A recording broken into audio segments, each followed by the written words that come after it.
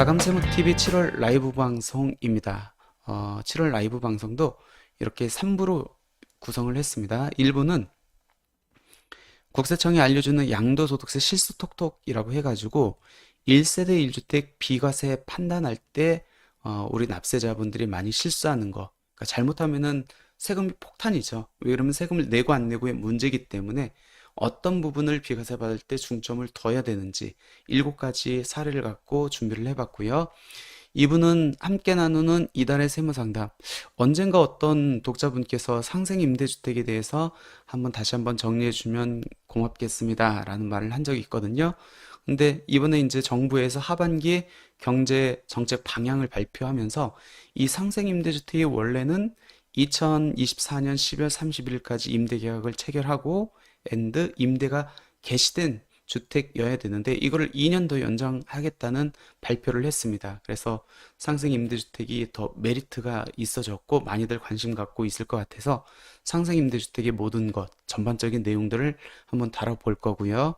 3부는 저와 함께하는 증문즉답, 부동산 세금, 뭐 취득세, 재산세, 종부세, 양도소득세, 주택 임대와 관련된 내용, 뭐 건강보험료, 그리고 상속세, 증여세, 뭐 그런 것들 물어보시면 될 것 같습니다. 그럼 1부부터 한번 진행해 보도록 할게요. 1부는 국세청이 알려주는 양도소득세 실수톡톡입니다. 국세청이 굉장히 좋은 유용한 이렇게 책자 또는 정보들을 많이 이렇게 제공하고 있는데 그 중에 하나입니다. 국세청 홈페이지에 보시면은 국세청이 알려주는 양도소득세 실수톡톡이라고 해가지고 몇 개 파트를 이렇게 탑재해 놓고 있는데 오늘은 그 중에서 1세대 1주택과 관련된 납세자분들이 많이 실수하는 내용들을 갖고 한번 정리를 해봤습니다. 총 7가지 테마거든요. 굉장히 중요한 내용이고 이 내용들을 알고 있으면은 나중에 내가 주택을 팔았을 때 비과세를 받기 위해서 어떤 거에 포커스를 맞춰야 되는지 어떤 점을 좀 주의해야 되는지 잘 알 수 있기 때문에 잘 들어보시면 굉장히 큰 도움이 되지 않을까 생각됩니다. 먼저 첫 번째예요. 양도일련제 한 채를 갖고 있어야 비과세 혜택을 받을 수 있습니다. 양도소득세에서 주어지는 가장 큰 혜택이죠. 양도가액 12억 원 이하의 양도차익에 대해서 세금을 아예 부과하지 않고 12억이 초과되면은 초과되는 양도차익에 대해서만 세금을 부과하겠다는 겁니다.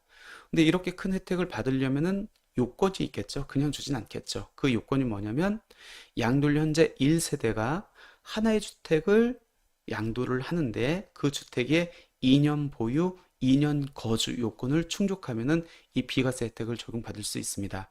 우리가 거주주택 비과세, 즉 2년 이상 거주한 주택을 팔 때 임대주택이 있는 거는 평생 1회 한정해서 비과세를 적용받을 수 있지만 이 오리지널 비과세, 양도일련제 한 채만 있는 비과세는 몇 번 이렇게 받아도 상관이 없겠죠.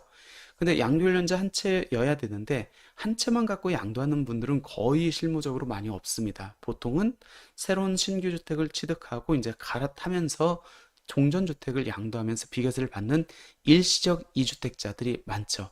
근데 이번 첫 번째 실수 사례는 이 일시적 이주택에서 어떤 요건을 놓친 사례입니다. 한번 내용을 보겠습니다.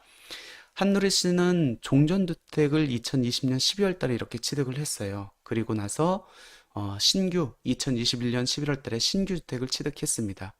그리고 신규 주택 취득일로부터 몇 년 안에 팔아야 되죠? 3년입니다. 3년 안에 종전주택을 양도를 하고 이제 양도세 신고를 했습니다.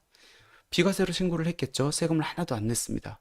그랬더니 6개월 후에 과세 예고 통지가 나왔는데 1억 6,100만 원에 대한 과세 예고 통지가 나왔습니다. 어떤 걸 실수했을까요? 우리가 일시적 이주택 비과세를 적용받으려면 어떤 요건을 충족해야 되죠? 첫 번째는 종전주택을 취득한 날로부터 얼마 있다가 신규주택을 취득해야 되죠. 1년이 지난 후에 신규주택을 취득해야 됩니다. 그리고 신규주택을 취득한 날로부터 얼마 안에 종전주택을 처분해야 되죠. 3년 안에 처분을 해야 돼요. 그리고 양도하는 주택은 양도일 현재 2년 보유, 2년 거주 요건을 충족해야 됩니다. 물론 거주 요건은 취득일 현재 조정 대상 지역에 있는 주택만 적용되겠죠. 근데 내가 취득일 현재 비조정 대상 지역이었다. 그리고 이제 조정 대상 지역이 우리 소득세법에 들어온 거는 2017년 8월 3일이기 때문에 2017년 8월 3일 이전에 취득했다. 그럼 조정 대상 지역 얘기가 나올 여지가 없죠. 그러니까 2017년 8월 3일 이전에 취득했거나 그 이후에 비조정 대상 지역에서 취득했다. 그럼 거주 요건이 없고 2017년 8월 3일 이후에 취득일 현재 조정 대상 지역에 있다. 그럼 2년 거주 요건까지 충족해야 됩니다. 근데 이 한누리 씨는 어떤 걸 좀 위반을 했는지 실수를 했는지 한번 볼게요. 종전주택을 취득하고 얼마 있다? 1년 있다가 신규 주택을 취득했는데 여기에서 이제 실수가 있었습니다. 즉 한누리 씨는 A주택, 종전주택을 양도하고 비과세로 신고했지만 종전주택을 취득한 날로부터 1년이 경과되지 않은 상태에서 신규 주택을 취득했기 때문에 비과세 특례를 신규 주택 취득일로부터 3년 내에 양도한다 할지라도 비과세 특례를 적용받지 못합니다. 많이들 실수하는 내용이거든요. 종전주택 취득일로부터 1년 경과 후에 신규 주택을 취득하고 신규 주택 취득일로부터 3년 안에 종전주택을 처분해야 된다. 그리고 양도하는 주택은 보유 및 거주 요건을 충족해야 된다. 이렇게 정리를 하시면 될 것 같습니다. 일시적 이주택 비과세 특례 이 요건을 모두 충족한 경우에만 적용되기 때문에 항상 양도하기 전에 내가 비과세 요건을 충족했는지 한번 체크를 하시고 의사결정을 해야 됩니다. 가장 좋은 거는 제가 몇 번 말씀드렸잖아요.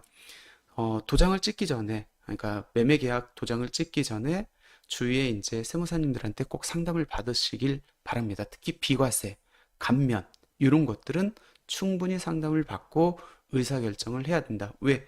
세금이 1, 2천이 왔다 갔다 하는 게 아니고 몇 억이 왔다 갔다 하거든요. 어저께 이렇게 상담 오신 분도 세무사님 또는 중개사님한테 한번 체크를 했는데 비과세가 된다라는 얘기를 듣고 계약서에 도장을 찍었는데 다음날 상담해줬던 세무사님한테 연락이 왔대요. 어제 제가 뭔가를 간과해서 이번에 내야 되는 세금이 1,000만 원이 아니라 2억 5천인가요? 그 정도 낸다고. 근데 이미 계약금을 받은 상태였거든요. 그럼 그 계약을 해지하려면은 배액 상환을 해야 되는 상황이었습니다. 다행히 이제 비과세 요건을 충족하지 못하는지 체크하기 위해서 저한테 왔는데 제가 봤을 땐 비과세 요건을 충족했거든요. 그래서 이제 안심을 하고 이렇게 돌아갔었는데 저한테 오기 전까지 얼마나 잠도 못 자고 가슴을 설레었을까요? 그러니까 항상 도장 찍기 전에 계약금 받기 전에 항상 비과세 요건을 충족했는지 체크를 해봐야 된다. 그러면 신규주택 취득일로부터 1년이 지난 후에 종전주택을 취득한 날로부터 1년이 지난 후에 신규주택을 취득해야 되는데 여기서 1년이 지난 후의 의미는 뭡니까? 예를 들어서 내가 종전주택을 2014년 12월 30일 날 취득했으면은 1년이 지난 후에 신규주택을 취득하려고 했는데 1년이 지난 시점은 언제입니까? 1년이 되는 시점은 2015년 12월 30일이겠죠? 이 날이 지나야 되니까 1년 후의 의미는 2015년 12월 31일 이렇게 이제 체크하시면 될 것 같고요. 그리고 이 일시적 이주택과 관련돼서 많이들 간과하고 있는 건 뭐냐면 종전주택 있는 상태에서 신규주택을 매매로 취득해야 적용받을 수 있다라고 이렇게 알고 있는 분들이 많은데 꼭 그렇진 않죠. 이때 신규주택 취득은 꼭 매매로 취득해야 되는 건 아니고 내가 증여받아 또는 상속받아 취득한 것도 포함된다. 그 얘기는 뭐죠? 종전주택 취득일로부터 1년 있다가 주택을 상속받거나 증여받은 경우에도 상속받은 날, 증여받은 날로부터 3년 안에 종전주택을 처분하면은 비과세를 받을 수 있다. 따라서 새로운 주택을 별도 세대인 부모님으로부터 증여로 취득하는 경우에도 일시적 이주택 특례를 적용받을 수 있다. 이렇게 보시면 될 것 같습니다. 이 일시적 이주택 특례 여부는 언제를 기준으로 판단을 할까요? 그렇죠. 양도 시점을 기준으로 판단합니다. 그 얘기는 뭐죠?